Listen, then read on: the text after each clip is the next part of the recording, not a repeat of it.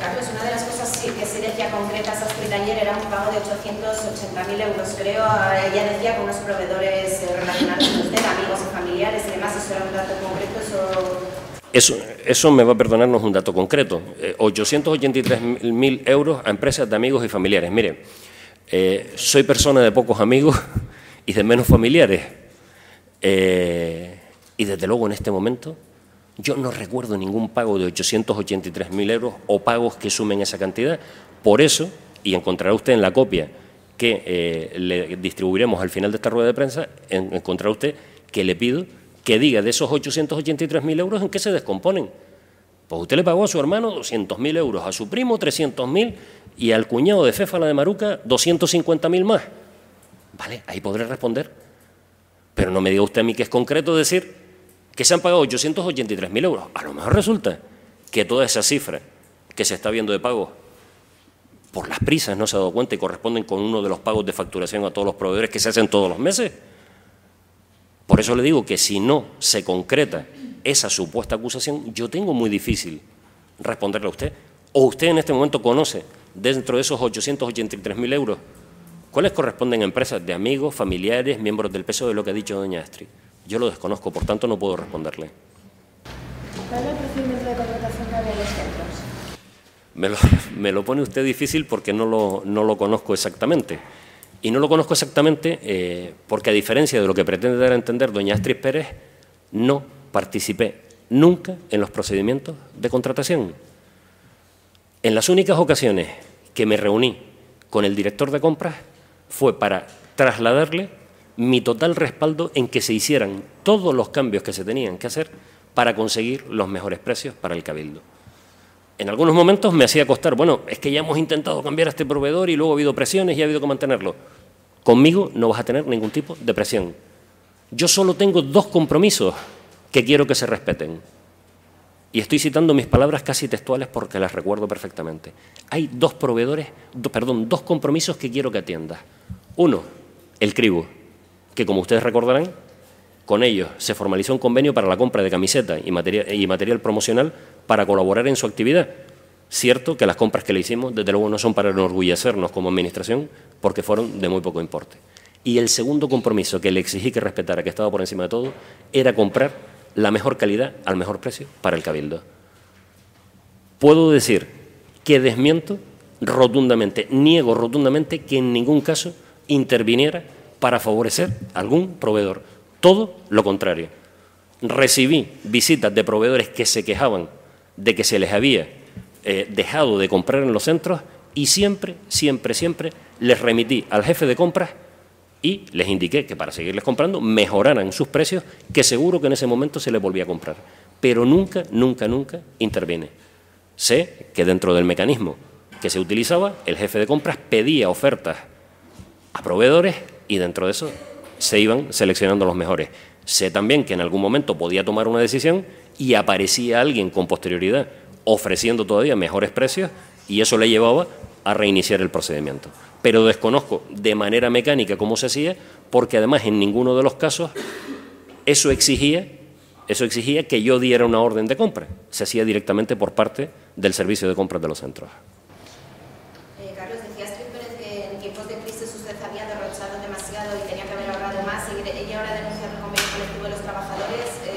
¿Cree usted que en esos 2 años usted también debería haber metido mano a ese convenio colectivo? ¿Y cree que ha derrochado, como dice ella, que ella dice que debió ajustarse más el cinturón? Mire, eso es una opinión personal de doña Astrid Pérez. Yo le puedo decir cosas que sucedieron durante estos 2 años y pico.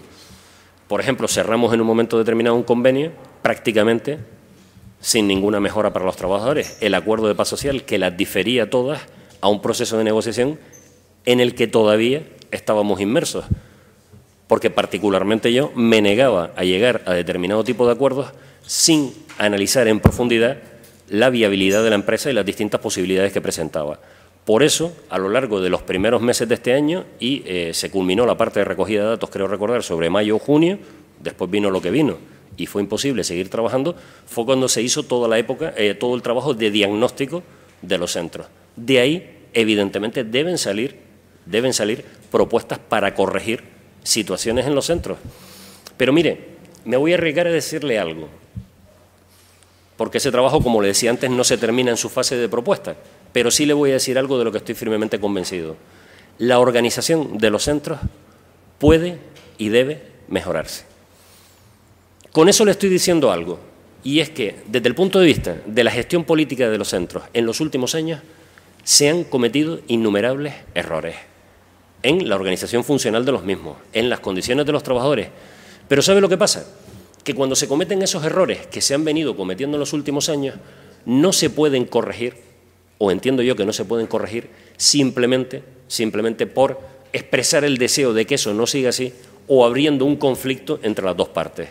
Entiendo que lo que había que hacer, y fue lo que puse en marcha, un diagnóstico serio que incluyera no solo datos económicos en bruto, sino la percepción de los propios trabajadores de cómo estaban funcionando los centros, dónde estaban las debilidades, dónde estaban las fortalezas, para a partir de ahí, en un proceso de negociación entre ambas partes, poder llegar a las sesiones que correspondiera hacer a cada una de las partes para garantizar la viabilidad de la empresa. Pero mire, eso no se lo estoy diciendo ahora por las manifestaciones que ha hecho Astrid Pérez.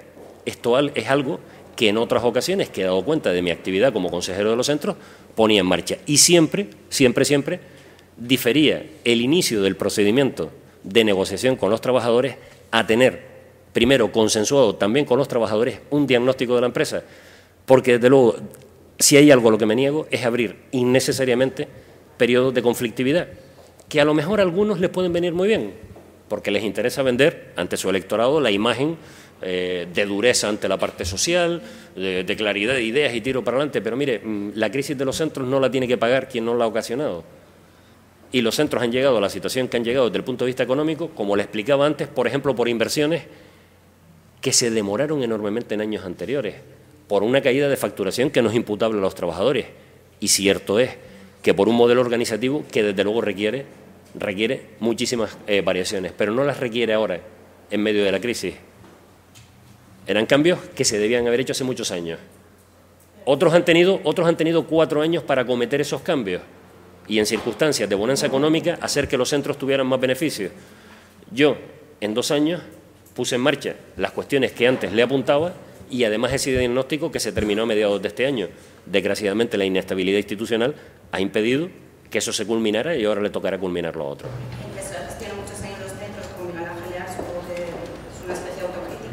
Es una autocrítica al Cabildo como institución, porque lo ha gestionado Miguel Ángel Leal con el respaldo de un montón de compañeros que en ese momento le mantenían. Lo ha gestionado doña María José Docal con un montón de compañeros en el Cabildo que en ese momento le sostenían. Y lo ha gestionado también 4 años Pedro Sanginés, en los que pudo introducir cambios organizativos que no introdujo. Estoy diciendo simplemente que no es responsabilidad de los trabajadores, sino de la dirección política de la empresa. ¿El jefe de compra es siempre la misma persona o ha cambiado? El jefe de compras es la misma persona, el mismo que llegó, y me alegro que haya introducido esa pregunta porque me permite a mí introducir también una consideración que me parece importante, y es la falacia que se ha venido extendiendo de que los centros se han quedado totalmente sin dirección. Mire usted, sigue teniendo su director de compras, su director económico y financiero, sus directores de los centros, su responsable de auditoría, su director de mantenimiento. Los centros lo único que hicimos en un momento determinado, y puede ser compartido o no, fue cesar a un gerente, a un director de zona y a un responsable de marketing. Pero también estaba pendiente de cubrir la plaza de director de personal y nunca se había cubierto, algo que intenté poner en marcha en los últimos meses, pero precisamente por la situación de crispación que se había producido, preferí dejar para cuando se solventaron los temas.